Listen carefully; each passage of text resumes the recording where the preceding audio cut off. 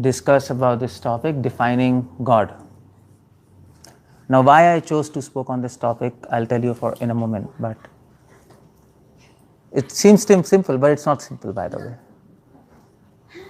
So, why I am speaking on this topic? Because first thing is, you know what, when I joined, I didn't join ISKCON.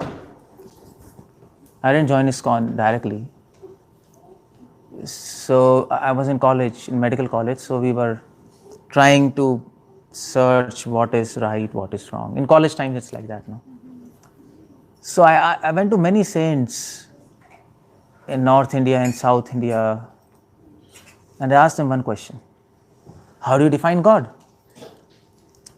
And most of them didn't have any answer. Because, you see, there is a documentary on God. You go to YouTube, you see that. And that person, he has made a documentary and he wanted to have the answer for this question: how do you define God? And he asked many saints, 90% of them said, you cannot define God. That was their answer. 5% of said that, well, you are God, I am God, everyone is God. That was very typical answer. And rest 5% said, they simply laughed. That's all. They said, it's a stupid question. Define God? Doesn't make any sense. So that's the whole point. But in Prabhupada books, I found a definition of God. And that's a very interesting phenomenon, because if you don't define something, you cannot attain it. That's obvious. If you want to go to, if you are Charlotte, if you want to go to Raleigh, then you should know where it's located and how much far it is. That place has to be defined. Otherwise, how will you reach there? So if you cannot define God, if you cannot define love of God, that's more difficult to do. How will you attain it? It's impossible. So the goal has to be defined, the way has to be defined, and then we can walk on it. Now the whole point is, why I'm talking about definitions, because most of us assume that we know things, but we don't know. And that's where the purpose of definition comes. But before I talk about definitions, I want to tell you something about definition of a definition. How do you define a definition first? Because you might know, you might say, let's define something, but then what's the meaning of definition? That's the whole point. Can anybody tell me, how do you define a definition? There is a definition of a definition. Otherwise you will speak something and you will think you have explained the object, but you have not. And Bhagavatam says that, Vedyam vastavam vastu atra shivadam, right in the first verse. Vedyam vastavam, you know first verse, no? Janmadhyasya nivaditaratas 𝗪𝗪𝗀. The last line is, Vedyam vastavam, try to understand the reality. Vastavam, vastu. Vastu means the object of inquiry. So Bhagavatam talks about understanding and defining. So what's the definition of a definition? Dictionary defines how to define a definition. Dictionary gives a definition. And dictionary says a definition should be clear and precise and brief. That's a definition of a definition. What's the next slide? Can you use? Just show it to me. Please go back. Yeah. So that's a definition of a definition. Clear, precise and brief. So definition should be clear. Precise means a definition should not use ambiguous words. So suppose if I tell you, define love of God, and you say love of God is a feeling that you feel and you become happy. That's how you define love of God. Most of the people will tell like that. So it's a feeling, but it's very abstract. It's not precise. There can be many types of feelings. So how do you differentiate between feeling of love and feeling of lust, for example, or feeling of love, or a mundane feeling, good feeling? How do you do that? So it should be precise and very clear. Feeling and this is very abstract word. What do you feel? How much do you feel? You can't quantify, and it's not brief, by the way. You are using so many words to define love of God. So Prabhupada defines love of God, by the way. I had a seminar on this.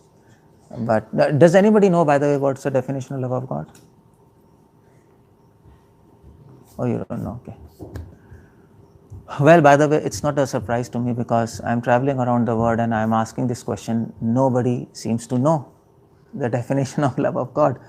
And by the way, I think so that you all remember that aim of life is? Yeah. Love of God. Krishna Prem Pumartho Mahan. Is it? That's the aim of life? That's what we are here for. We are here to attain love of God. But if you don't know the definition, you are never going to achieve it. Prabhupada gives the definition in Chaitanya Charitamrita, by the way. So you go and check it out. Today we are talking about definition of God. Okay, so that's what I was talking about. Clarity and precise and brief. These three things. So when we talk about definition of God, we are looking for these three things. It should be clear, it should be precise, it should be brief. And I'll come to that point. Okay, so what's the definition of God? Can anybody tell the definition of God? No. What's the definition of God? Sachidanand can be... Okay, that can be there, yeah. First verse of Bhagavatam. Yeah. One was full of six. One full of six opulences. Okay, this is another. That's good. You see, I'll tell you. Okay, let me ask you. Define a woman. How do you define her? Or let's forget it. Define money. Let's take a good example. Define money. How do you define money? Tell me. Money. Paper you can buy stuff with. How was that? Pieces of paper you can buy stuff with. Oh, really? It can be pieces of gold also. Previously they used to use gold. So definition is not clear. Am I right? It's a problem there. So that's a big question. Define money. I mean to say, economists, people are struggling to define money, but there is a definition. So if you want to define money, now you have to ask me a question. If I am asking a question, define money, you have to ask me a question. And you have to ask me a question from what perspective you want to define money. For example, from economic perspective, money, if you want to define money, you have to include in the definition deflation, inflation. You see, that's economic perspective. The value of money value. How much $1 is worth here, how much $1 is worth there. That's economic perspective. If you want to define money from social perspective, you have to include in definition how much you distribute money in the society. Distribution, you have to focus on distribution. You're understanding my point? And if you want to define money from, let's say, moral perspective, morality, so then you have to include in definition how money is used, good or bad. So definitions, it depends from what perspective you're defining. Now, for example, if you want to define a woman, it depends. A woman is a mother, she's a wife, she's playing many roles. She can play a role of mother, wife, and sister, daughter, friend, okay, friend, okay, mother-in-law, and okay, she can play many roles simultaneously. So how do you want to define a woman? You can define from motherly perspective, from sister perspective, from mother-in-law perspective, and those definitions will be very different. From wife perspective, it's a very different definition. From mother perspective, it's a very different definition. It changes Her role and nature changes in that position. If you ask, you have to hold this boy, because that's the whole point there. If you ask, let's say, if you go 800 years back, or maybe 900 years back, you travel back, and if you happen to be in Saudi Arab, and there if you ask to define a woman, just leave it. How do you define a woman? How did they define? Now, if you go 900 years back, remember 900 years back, there is no Islam. Or maybe 1000 years back. Islam came 800 years back with Prophet Muhammad. 1400. Yeah, 1400? It's 1400. Yeah, okay, fine, my calculation. So let's go 2000 years back. There's no Islam.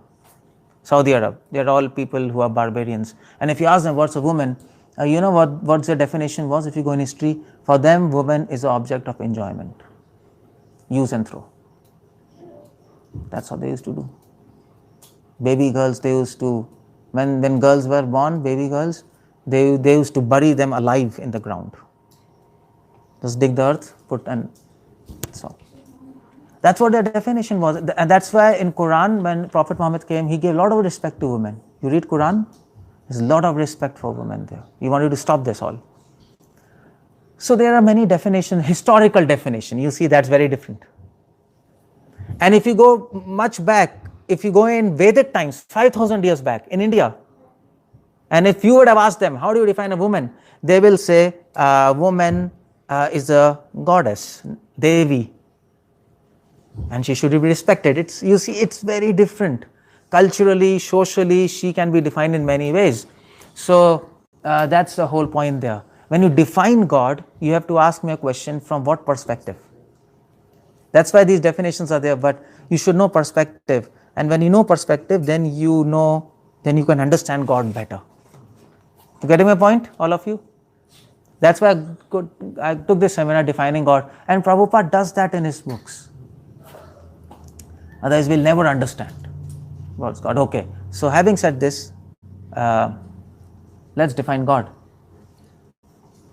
So these are the 5 types of definitions of God. You can define God in infinite ways, by the way. There can be infinite perspectives.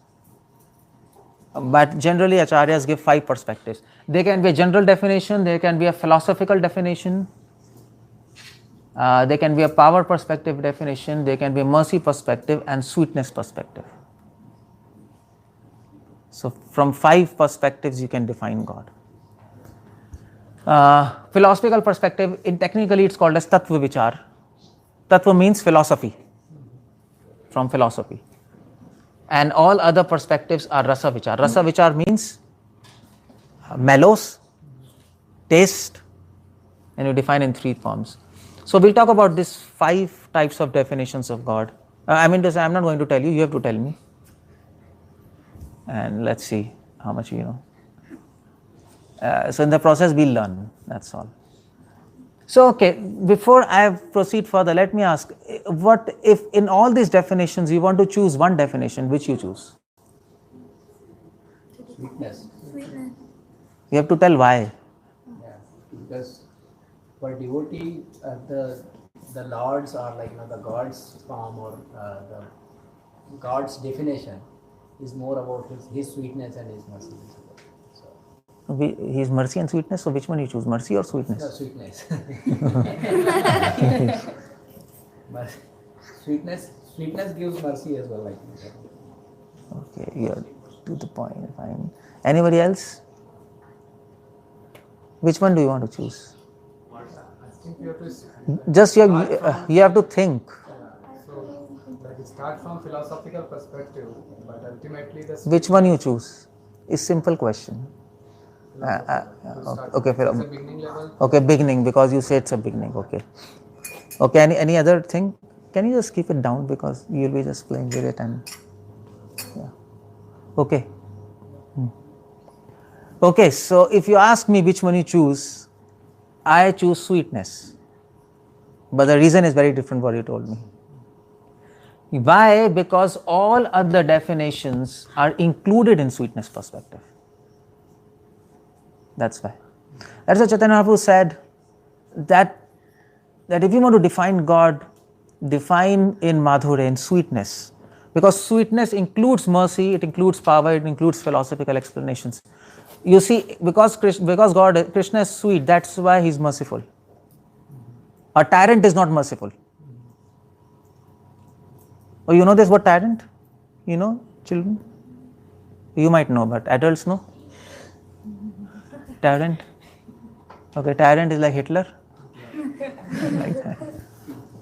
So, mercy is included in sweetness. Because he's sweet, that's why. And because he's sweet, he's very powerful. You know why? Because the greatest power in this material world is love. Love can conquer everything. So this, who was that? Romeo Juliet, you know that? Julius Caesar. Caesar and who was that? Cleopatra? Who was that? Oh, no, it was Mark Antony Cleopatra. Cleopatra. So she was controlling kings. So love can control even the greatest of person. That is why power perspective is included in sweetness perspective. And then philosophical is also included because according to philosophy, God is made of sweetness. I'll talk about that. So that's why we use sweetness. Just like, for example, so you know about rasas, Madhurya ras, Vatsalya ras. You know about this, no? Dasya. So, no, not Navrasa. 5 rasas. From where did you get Navrasa? There are 9 mellows like... No, there are no 9 mellows. No, there are no 9 mellows. You're wrong. There are 5 primary mellows and 7 secondary. So I don't know where did you get 9. But five rasas. Madhurya, Vatsalya, Sakhya, and Dasya and Shant. That's basically. So what is the philosophy? Madhurya rasa is all rasas. We say that, no? So similarly, sweetness perspective has all perspectives. That's why we choose that. That's why I kept it last. Okay, let's talk about one definition each. And so what is the general definition of God now? What is the general definition? How do you define God generally, in general definition? Can you just move side? Just move side. No, is taraf. Okay, oh, okay. Go next slide, yeah. मैं next देख रहा था यहाँ से. I was just seeing the next thing. Prabhu, am I coming in this? Okay, fine. I was wondering. I mean to say, yeah. Otherwise, the purpose is lost. Okay. So philosophical perspective is given in Gita. General perspective is given in scriptures. Because general definition, so we go to general scriptures like Puranas. Puranas are very general, so we get definition from there. Philosophical perspective we get from Gita, power perspective from Bhagavatam, mercy perspective from Bhagavatam, and sweetness perspective from Chaitanya Charitamrita. So, can you see something here? What?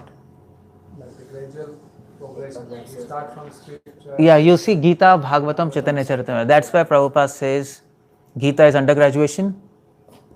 Prabhupada said no. Bhagavatam is post-graduation and Chaitanya Charitamrita is PhD and super specialization, something Prabhupada. So why did Prabhupada say that? Because you see the point, undergraduation, post-graduation, super specialization, you don't read different subjects. It's the same subject.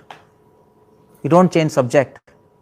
You do chemistry, undergraduation, chemistry, PhD, and chemistry, super specialization. Chemistry doesn't become physics in super specialization. But what happens is when you go higher, the depth changes. That is why Prabhupada says, these first Gita, Bhagavatam and Chaitanya, it's not, subject is not changing, subject is God and love of God. It's the same subject, but depth is changing. Gita is giving you the philosophical perspective. Bhagavatam is giving you power and mercy, and Chaitanya is sweetness. You see, you're going more focused, you're making things clear, precise and brief. Focused thing. That is why it is undergraduation, post-graduation. That is why we say Okay, first read Gita, then Bhagavatam, then Chaitanya Charitamrita, because there is a depth there. That's the only reason. Otherwise, you can read Chaitanya Charitamrita first also, it doesn't matter. You can read that, you will not become atheist. You see, many devotees have not read Chaitanya Charitamrita, by the way. How many have you read Chaitanya Charitamrita? Not complete. Complete means no. Complete नहीं है तो नहीं. I am pregnant, but not complete. Hare Krishna. There's an example given. Doesn't make any sense. I am truthful, but not completely. So, anyway, please read that book, all of you, Chaitanya Charitamrita. If you don't read, it's very difficult to understand anything precisely. In fact, Bhaktisiddhanta used to tell, first book you should read Chaitanya Charitamrita. His understanding. In fact, he was not more focused on Chaitanya Charitamrita, he was more focused on Chaitanya Bhagavat. Because that's... he used to say that, because Chaitanya Bhagavat is a little easy, not more philosophical, in songs form, like that. So, but he used to say, okay, first go to Chaitanya Mahaprabhu and then you come back to Bhagavatam, you will understand much better, according to him. It also makes sense. So yeah, so in this pretext of UG, PG, super specialization, it should not happen that you should not read Chaitanya Charitamrita. That's the whole point. Because many devotees have not read Chaitanya Charitamrita. Why? Because we have not read Bhagavatam. It's not finished. So when you will read? So you can read provided you understand the concept. That's a deeper perspective. That's all. Okay, so let's talk about all these perspectives now. Where Gita finishes, there Bhagavatam begins. Where Bhagavatam finishes, there Chaitanya Charitamrita begins. That's all these books are about. You just have to read 3 books. You are done. Okay, what is the general definition of God? Anybody? From scriptures, what's the general definition? No, from scriptures. It's not from Gita. No, I'm not asking about Gita. From scriptures, Puranas. Come on, what's that? Children, you don't read Gita? You read Gita? Or you read, you read Prabhupada books. No, Prabhupada books says general definition, by the way. Yeah? It's a Shakti. No, what's the definition? Prabhupada God gives? means some energy. Okay, so what's... Some power, some energy. Or from different Hey, scriptures. you know this definition, by the way. Supreme Personality of Godhead? Oh, that's a Prabhupada says. That's a title. Yeah, Prabhupada says like that. Okay, you know all this. You know this definition. That's what the whole point is. And when I tell you, you'll say, oh, Is it like controllers? no, definition. I don't want terms here and there. He created the Ekla is for universe. Krishna also. Huh? Ekla is for Oh, that's from CC. But, Sarva Karana Karana. okay, that can be there. That can be there. The chief creator. Definition. Is it No, energy he's a who destroyer creates, also, maintains. so definition is not complete. The energy who creates, maintains, and inhalates. That's right. See what's the definition, you know this. Source of everything. Oh, it's just messed up now. My God, you don't have font. Okay, it's a quiz. What's this? Vishnu Purana. Aishwarasya samagrasya वीर्यस्य श्रिय ज्ञान वैराग्य चैव शश्नम भगयतिंगना. Fonts are messed up. You don't have Balram font? Okay. This is from which Puran? Vishnu Puran.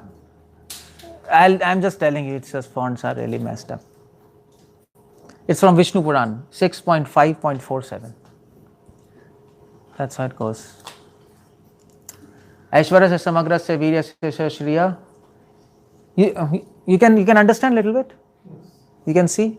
When you say it, everybody wants. Yeah, when I say, it's a Word by word, if you say. Aishwarya se samagra se virya se yashashau shriya s jnana vairagya chaiva shashnam. This is shashnam bhaga itingana. That's how it goes. So that is from Vishnu Puran. Vishnu Puran is a general scripture. Vishnu Puran is written by whom?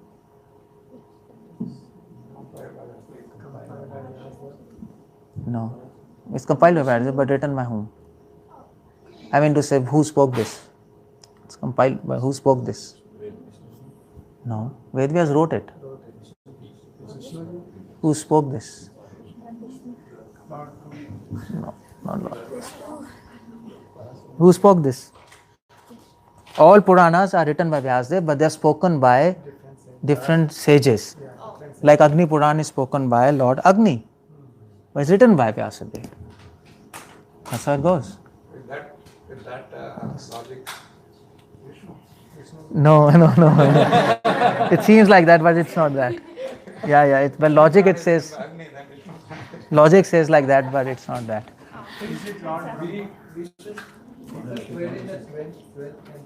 Okay, Vishnu Puran is spoken by Parashar Muni. By the way, that's his main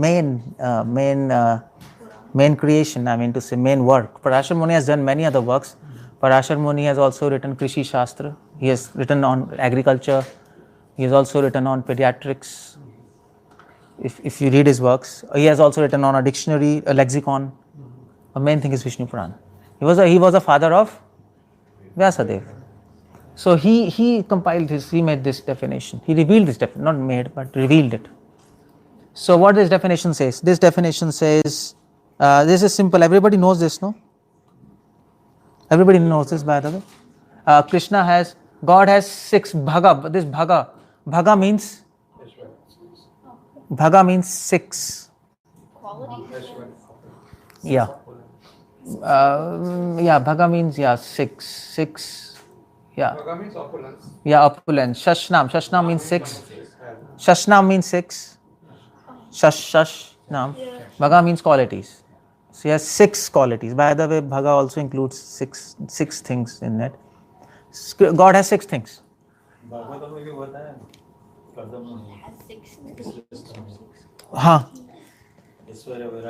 हाँ वो. So it has 6 things. 6 things in complete. Samagrasya means complete.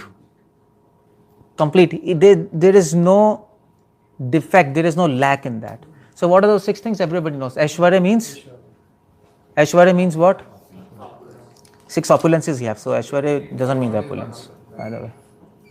Aishwarya here means basically riddhis and siddhis. That's his Aishwarya. Riddhi, siddhi or nidhi. There are 3 things. All kind of gems, all kind of siddhis, mystic powers, and riddhis. So he's all those things. And Virya, he has all power. He's very powerful, all power. Yasha means all fame. He's very famous. But you might say he's not famous on earth. In America, he's not famous. So why do you say he's all famous? Why do we say he's all famous? Yeah, because only on earth, especially in Kali Yuga, he's not famous. Otherwise, in other yugas, he's very famous. Everybody knows Vishnu is God. And especially up Bhuvar, Swaha, Mahar, Janas, Tapasatte, and below earth.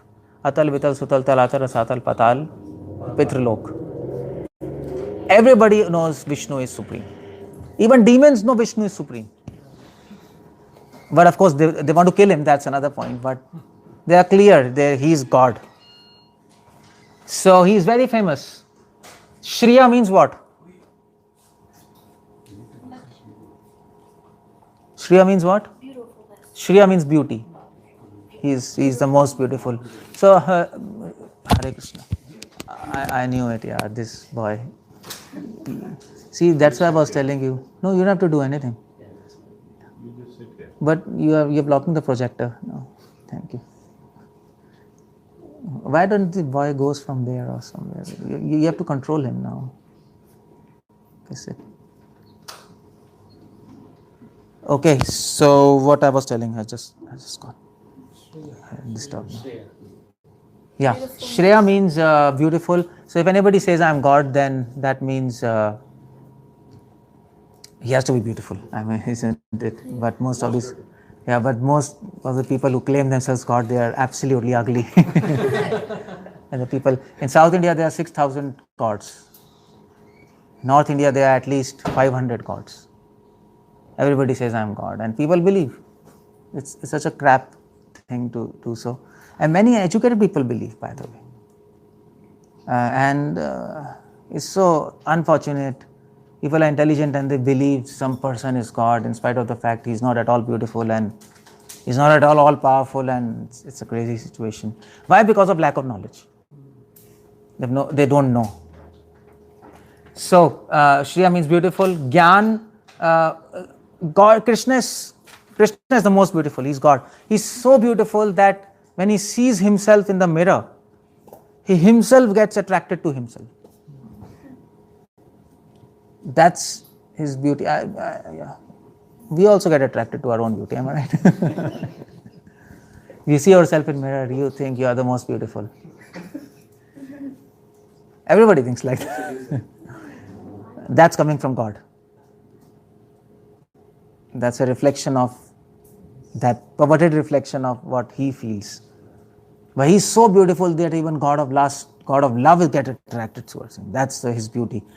Gyan means full knowledge, complete knowledge. Vairagya means in spite of having all these things, he's completely renounced. He's completely renounced. He's not attached to anything. These are the 6 qualities in God. Okay, tell me, which is the most important quality of God in all these 6? What do you say about that?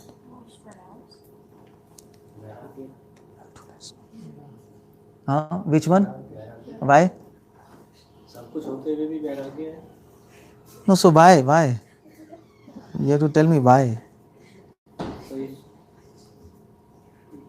Krishna has everything, but still he is detached. Okay, so what's the big thing in that? बड़ी बात क्यों है? Okay, I got your point. Prabhu is saying Vairagya, renunciation is the most important quality of all. That's right. Answer is right, but the reason is, I want to know the reason. Why that's the most important? Yeah. Because he has everything. Your reason is partially correct, but I just wanted to know. He has everything, but he doesn't need anything. He has everything, but he doesn't Need anything. Okay. I can understand what you're saying. Okay, so why renunciation? Because you were saying it's very difficult to do that. If you have everything, and still be detached from it, that is impossible for a human, even for a demigod. So that is why renunciation is the greatest quality of God from one perspective, because in spite of he has everything, still he's completely disinterested in that. You know why? Because he's completely satisfied within himself. That's the whole point there. That's the reason. Renunciation is the greatest quality of God because it shows that he's completely satisfied within himself. That is why one of the name of God is Atmaram. You know this? He's completely satisfied. He doesn't need anybody. He doesn't need anything. He's independent. That's why Vairagya is very important, one of the most important quality. But for us as devotees, the most important quality will be Shri. Shri means beauty. You know why? Because the concept of beauty brings the concept of form of God. If you talk about beauty, then there should be a form. You can't say some light is beautiful. You can say in a very metaphorical way, but beauty brings form. So Shri is very important because we like to see God is having a form and beauty, and if he has form, we can interact with him. And that's what we want. Our aim is love. Love means interaction and relationship. For that, we need a form. And that's why beauty is important. So these two qualities are very important. So this is a general definition. Okay, what is a philosophical definition now from Gita? Anybody can tell? Aham sarvasya prabhavo matta sarvam pravartate iti matva bhajante mam. That you can tell, but it's not a complete definition. Because it just says God is a creator and maintainer, am I right? But that's not complete. God is destroyer also. That's not there in the definition. Aham sarvasya prabhavo matta sarvam pravartate. That's all. What's the definition of God according to Gita? In God's words. Remember that. Matta parataram nanyat kinche. There's nothing superior to me. But that doesn't define God fully, isn't it? It's not precise. Everything should be included. So if you say define Prime Minister, okay, definition of Prime Minister is there is nothing superior to Prime Minister. He's a topmost. Is this a definition? That is spoken by Arjun. But I want definition of God in God's words. Otherwise, your definition would have been right. Can you put this? So we have a PDF in this. Okay. So fonts will come properly. Or whatever you do something. So okay, what's the philosophical definition from Gita? I'll tell. Should I tell? Of course, I have to tell if you don't know. Otherwise, what? Nothing is going to happen. Okay, so you know that verse. Okay, let me ask you a quiz. The time he is doing that. There's one verse in Gita, Gatir Bharta Prabhu Sakshi Nivasa Suhit Sharanam. What is that verse? Now I told you, what's the number? Let's talk about that. You have heard this verse? What is the number? And I'll tell you why this verse is important. Prabhupada says in the purport, by the way. You read the purport. Okay, so the verse number is Gita. You can see in your Google. You can ask Google or see in Veda base. You're doing something? You're taking the font or what? देखो वहाँ पे आ रहा है philosophical definition. Oh, this PDF? Okay, good. Yeah, next slide. Okay, we got it. Gita 9.18. That is the definition of God. 9th chapter, 18th verse. Katir Bharta Prabhu Sakshi Nivasa Sharanam Suhit Prabhav Pralaya Sthanam. Everything is there. Prabhava Pralaya Sthanam Nidhanam Bijam Abhyam. This Krishna is saying about himself. It's the best definition. God defines himself. I am the goal, the sustainer, the master, the witness, the abode, the refuge, the most dear friend. I am the creation, the annihilation, the basis of everything, the resting place and the eternal seat. Complete definition of God. Nothing is missing in there. So, and this is said by Krishna himself. And if you read the purport, go and read the purport. Go and read the purport what Prabhupada says. And Prabhupada talks about definition of God in this verse. In fact, all the acharyas, Madhva, Vallabha, all of them quote this verse. And most of the acharyas, they say that if you want to offer a prayer to God, to Krishna, you can offer this verse. Because this describes him completely. So, he says, so Gatir means I am the goal. Bharta means I am the sustainer or the maintainer. Prabhu means I am the controller. Sakshi means I am the witness. Nivasa means you're seeing there, okay. No problem. Sharanam means I am the refuge. I am the object of surrender. You don't have to surrender to anybody. Nobody. Suhit means I am the well-wisher. I am your real friend. There is no other real friend. Prabhava means I am the creator. Pralaya means I am the destroyer. Sthanam means I am the maintainer, creator, maintainer, destroyer. Nidhanam means I am the resting place. Ultimately, you will find satisfaction in me. Bijam means I am the source of everything, of life.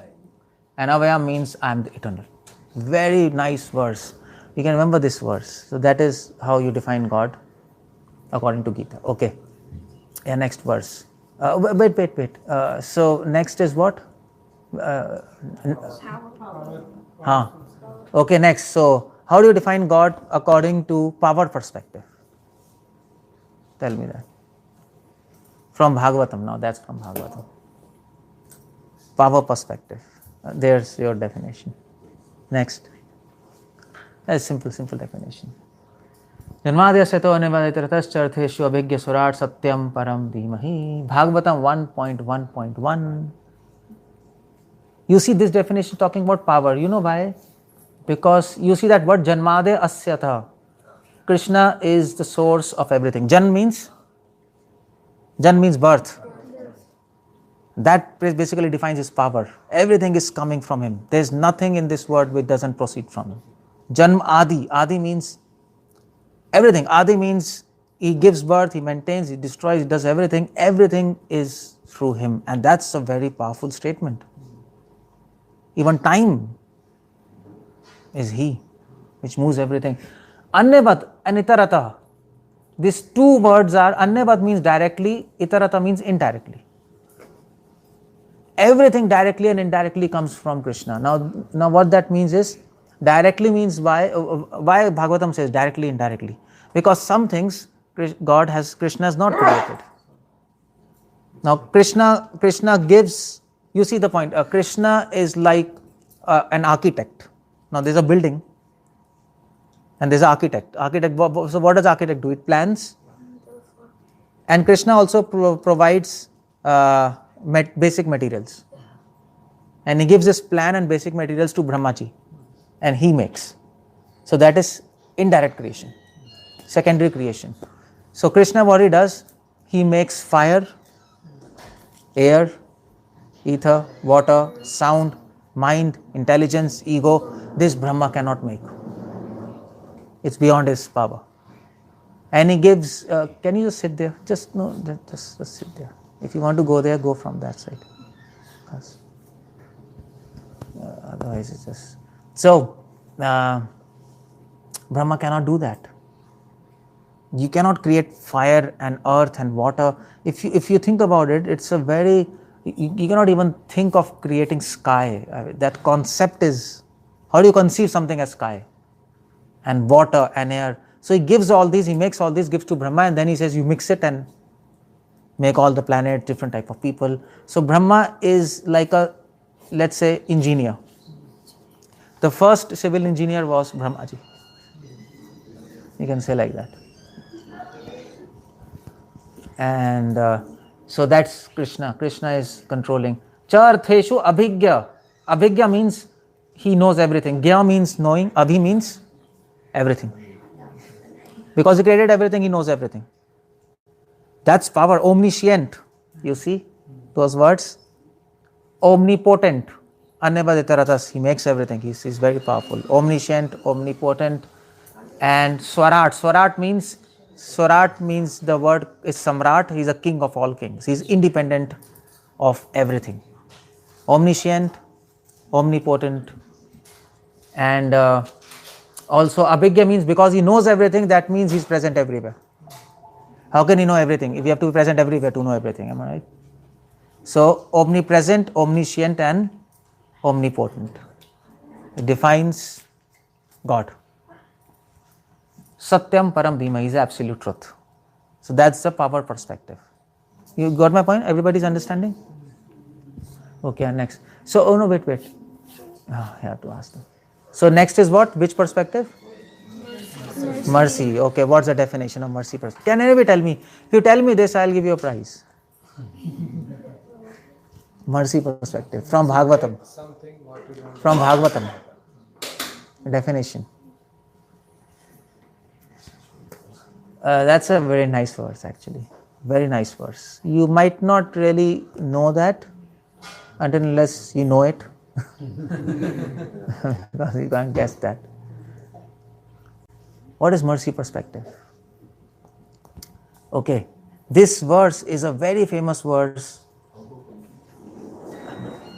And this verse is the most favorite verse of Madhvacharya, of Vallabhacharya, and they again and again repeat, in fact of Gaudiya Vaishnavas also. Jiva Goswami again repeats this verse. And you should know this verse. It's a very beautiful verse. A very beautiful verse to praise Krishna.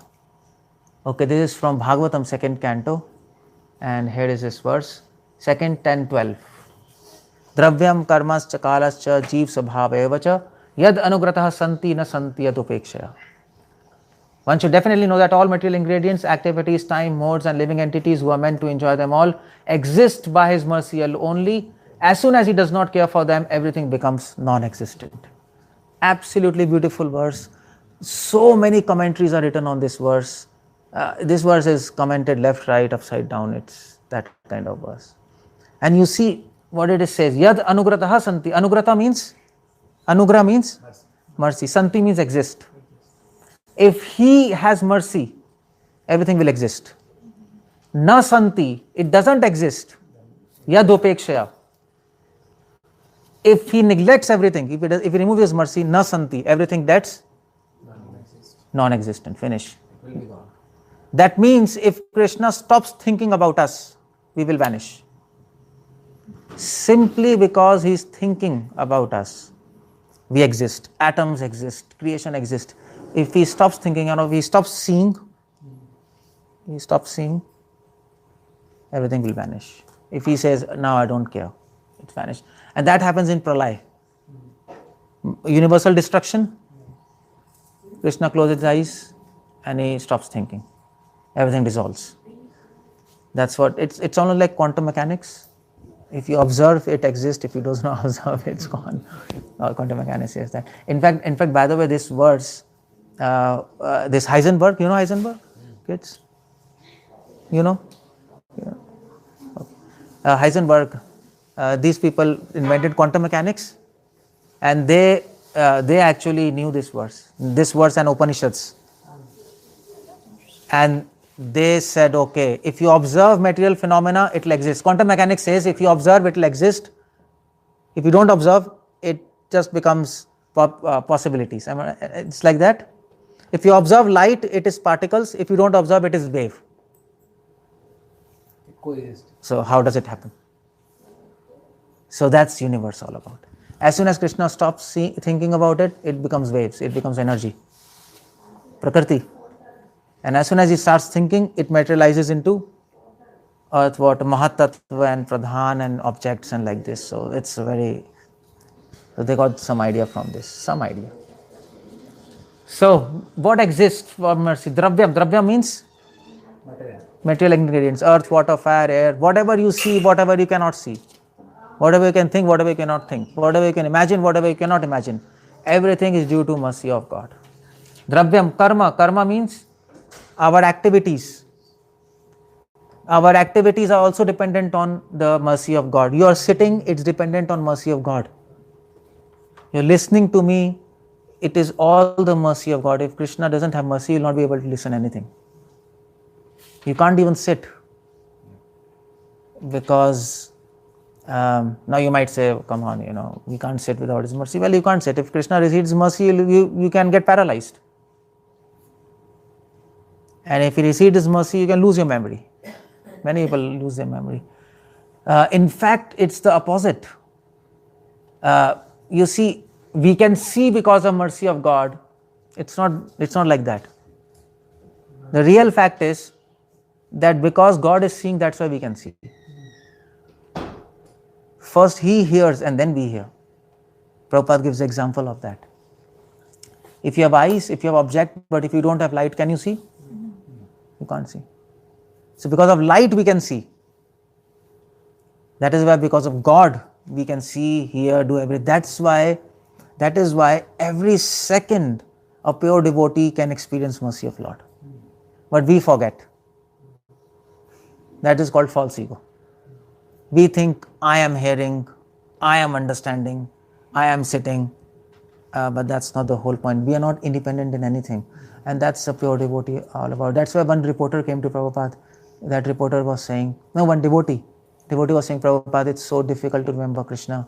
Prabhupada said, it is so difficult to forget Krishna. Because everything is happening because of Him. Because of Him, everything is happening. You're speaking because of His mercy. You see, okay, fine, let me ask you a question here and then I'll go forward. You are sitting because of a mercy. How can you prove that? You're saying, I'm sitting, no problem. What's a big thing? I decided to sit and that's why I'm sitting. But I am saying you're sitting because of mercy of God. So how do you? That's what I'm asking you. That's my question to you all. That's my question. It's not that you have decided you sit and God is not involved in this activity. If you go in Christianity, I mean to say not Orthodox Christianity, modern Christianity, for them God is in clouds. He made the earth and now is not involved. A clock mechanism. According to Vedanta philosophy, every second you need God's help. You can't do anything without God, without Krishna. So, okay, you are sitting, but okay, here's a proposal. You are sitting, you should be sitting because of mercy of God, according to our philosophy. How is that? So multiple factors like the time, place, we are coming here. Give me a simple answer, I don't know. So No, sitting, the act of sitting. Sitting, that's I'm able to sit because my body is allowing me to do that. Yeah. Well, one thing is simple. You are sitting on this, you are sitting because of gravity. Otherwise, you will be flying in it. You can't sit. And what is gravity? Science understands? No.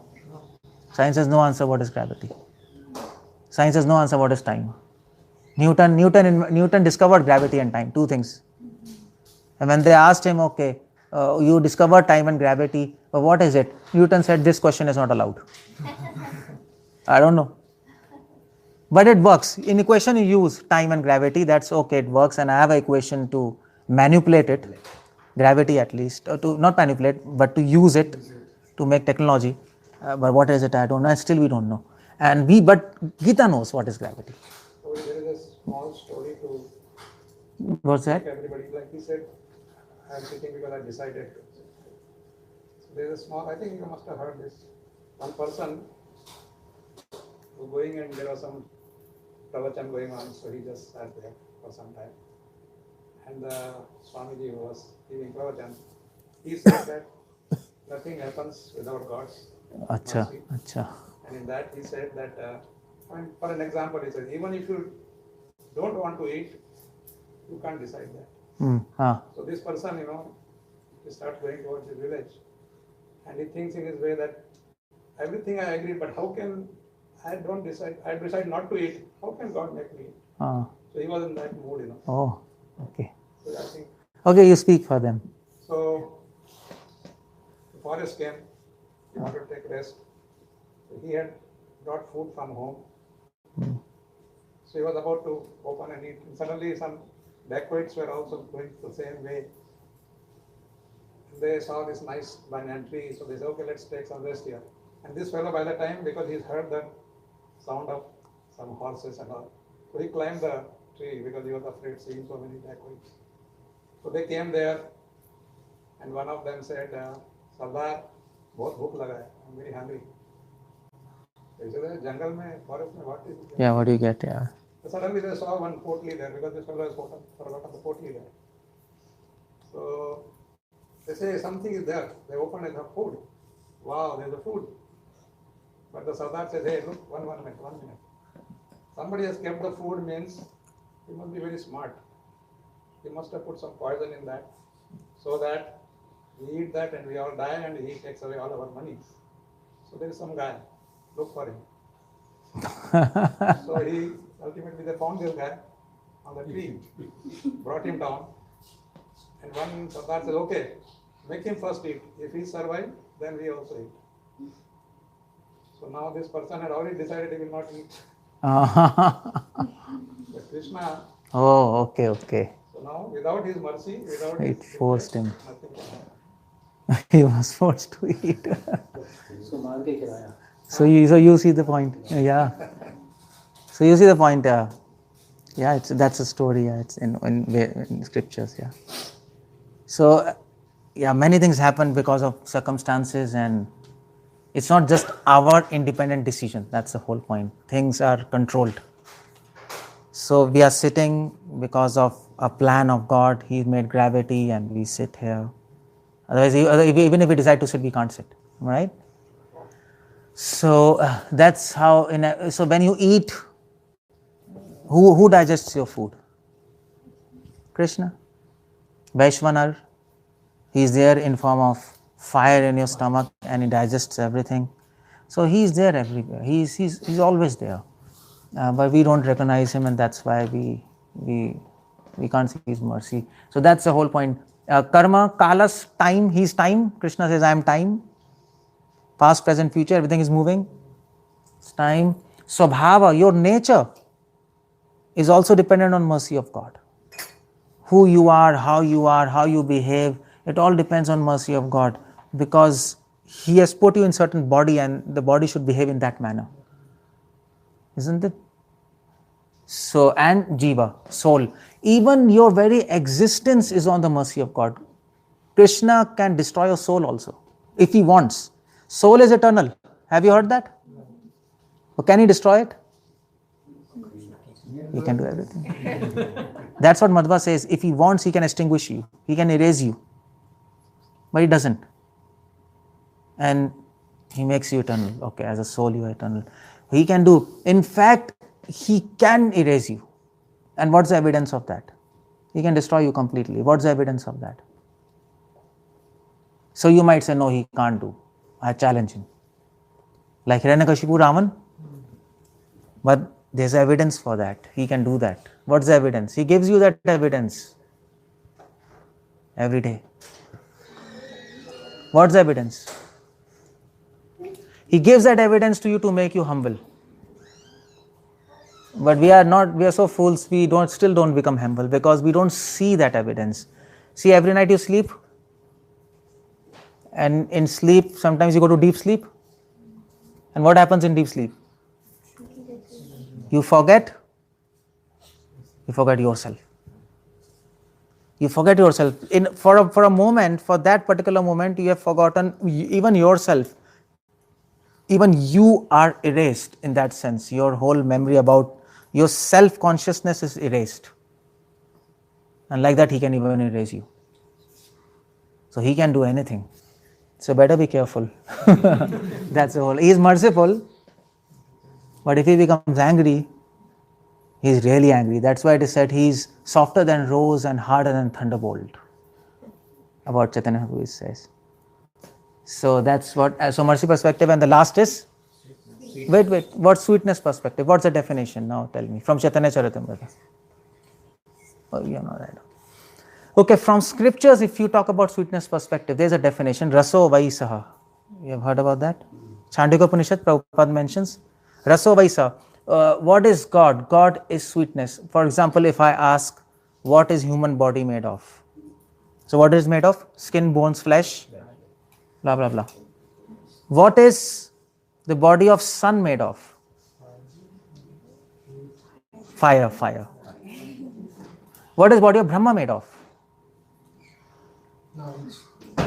No? Sound. Or maybe better, ether. And what is body of God made of? Oh, that's the whole point. Body of God is made of sweetness. Bliss.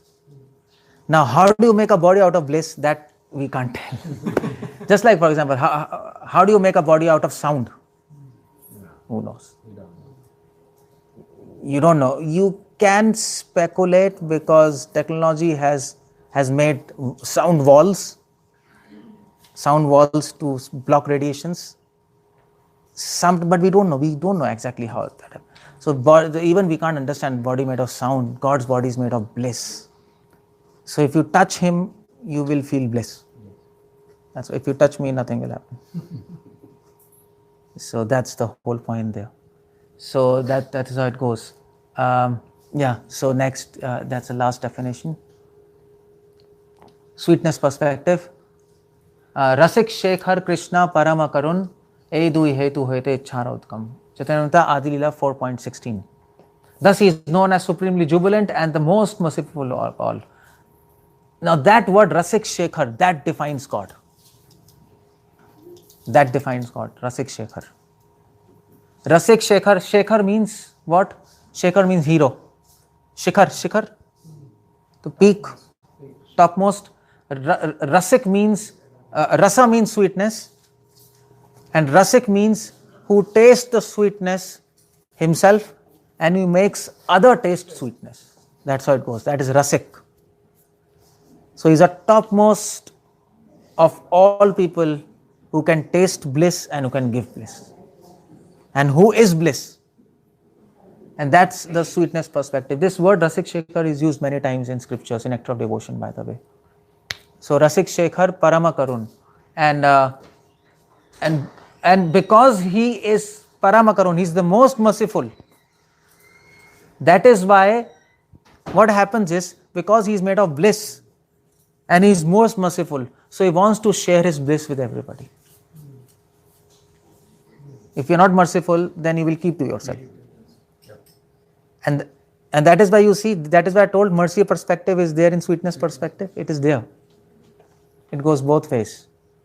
So his mercy makes him share his sweetness with everybody. And that is a good man. A bad man, a gentle man, if he has good things, he will share. A useless, nonsense person, if he has good things, he will keep himself. He might be good, but he's nonsense. So every good person is not good. A good person may be bad. But God is like that. That is why this is a sweetness perspective. Remember this definition, and this will help you a lot. And this is the topmost definition we have. Sweetness perspective. So you see the point. Okay, what do you understand by this definition? Why this definition is so important? You know why? Because he's Rasik Shekhar. The whole point is he wants to give you something. And what does he want to give you? Ras, bliss. His own sweetness he wants to share. That's what he wants to do. He wants to give you his sweetness. But the whole point is you have to make yourself deserving for that. Prabhupada says, first deserve, but he wants to give. And that's, if you ask God, what do you want to give to me? Okay, he wants to give you what? Okay, fine, you might think Krishna wants to give us prasad. No. He says, you manage your food, no problem. You offer me, I'll make it prasad, keep on eating, no problem. But that's what I'm not interested in. Okay, so what he wants to give you? He wants to give you blessings. Okay, take blessings, no problem, do whatever you want. But if you tell Krishna, really what do you want to give me? Krishna says, I have something and I want to really give you that. I want to share my bliss with you. But the whole problem is you're not ready for that. Because if Krishna starts sharing his bliss, if even Krishna shares his 0.0000 infinite 0.1% bliss, and if you're not pure, you will die. You'll immediately die. You'll not be able to handle it. You will become disturbed. And you will become very fearful. What has happened? And that happened in Chaitanya Mahaprabhu's Leela. That fisherman, he got bliss by touching Chaitanya Mahaprabhu and he just got disturbed. So he wants to he's waiting. He's waiting to give. People wait to take. He's waiting to give, but he's helpless. So you see the point, if you're not becoming pure, actually you are putting Krishna in trouble. You are hurting him. And that's why this definition helps a lot to understand what he wants from us and what he wants to give to us. He has this gift, and the sooner we become ready for that, it's good. So it's like, as an example is given, a king. A king wants to give you a gift. And if you don't want it, then what happens? Then he will kill you. That's all. I am giving you a gift. I am a king and you deny? How dare you do that? He'll kill you. And that's the whole point. Krishna wants to give us sweetness. He wants to share his bliss. But we don't make ourselves ready. That means we're denying it. And that's why we have to die. There's death. The question is why we die. Why there is death? Because we are not ready to accept that gift. We are making excuses. We are delaying ourselves to become pure. We have so many excuses, am I right? And that's why, okay, how dare you not share my sweetness? So die, death. And again birth, again death, again birth. So until unless you don't accept that gift, you have to die. You can't keep on living. That's a mystery of death. And once you accept that gift, you become pure and accept that, finish. No death. That's the whole point. That is why I see this definition is so important. So these are all definitions, and the last slide is, that's why Prabhupada said, we must simply try to understand God in truth, try to understand His appearance, disappearance, functions, and we understand Him in truth, we immediately enter the kingdom of God. Science of Self-Realization, chapter 7. Prabhupada says, we must simply try to understand God in truth. He speaks about understanding. And that's why I defined. He says understand. He is not saying try to feel God. People say like that. Understand. And once you understand Him, we immediately enter kingdom of God. That's all, finish. And that's what we are trying to do. We are trying to understand God. And that is devotion. Because if you understand Him, then you know Him. If you know Him, then you get related with Him. And that is the definition of devotion. Okay, so that's how it goes. These sites, these are my sites. You can just go on this, if you can log on. Oh, actually, yeah. Any questions, and I'm done here. Hare Krishna. Srila Prabhupada ki. Some definitions. Yeah, you want? So you were saying like if you accept that like this, then no death. What do you mean by like no death? You don't die. Like you become immortal or something?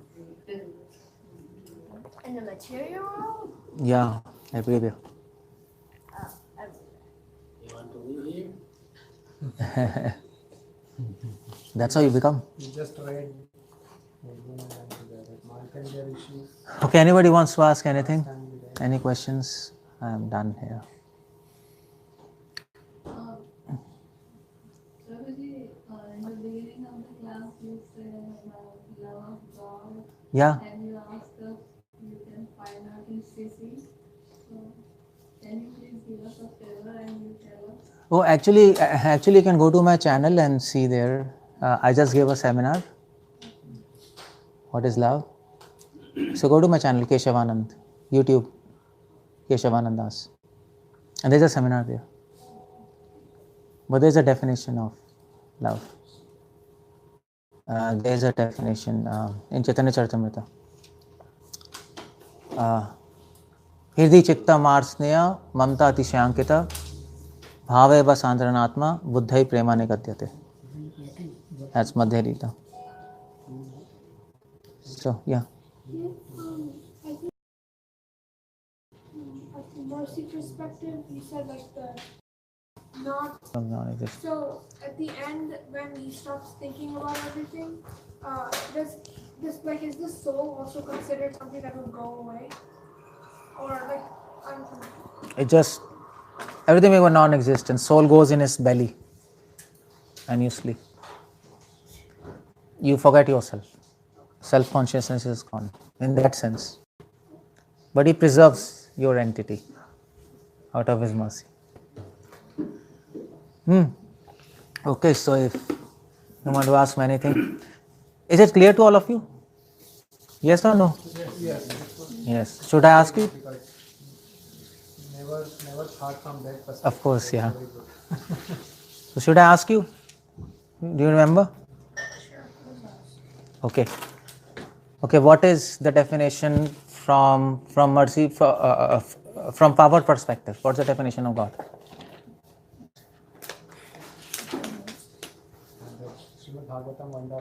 Yes, Samagrasya. Okay, how many definitions of God are there? 5. No. Can be unlimited. Unlimited. From my perspective, Unlimited, but I just told you 5. 5 perspectives. I can tell you 3 more. Vedas for humans, 8 definitions are available. Beyond that, demigods know, and liberated souls. But they are unlimited definitions of God. Because they are unlimited perspectives of God. That's how it goes. Okay? So, Vishnu Puran was written by whom? Wrong. Yeah, Vishnu Puran is written by Ved Vyasa. Spoken by whom? Spoken by Parashara. Yeah, you have to hear my questions properly, otherwise you go wrong. Who is father of Ved Vyas? And who is father of Parashar Muni? Okay, it's homework for you. I have to find that. I didn't tell you, but that's homework. And what is a... Huh? Lord Brahma. No. And what is the most important definition of God? Sweetness. Why? Everything is included in sweetness. Okay, good. So you know now many things. Fine. So you can log on to my site, go there, and I just want to tell you something and then goodbye to all of you. I just want to tell this. I have some...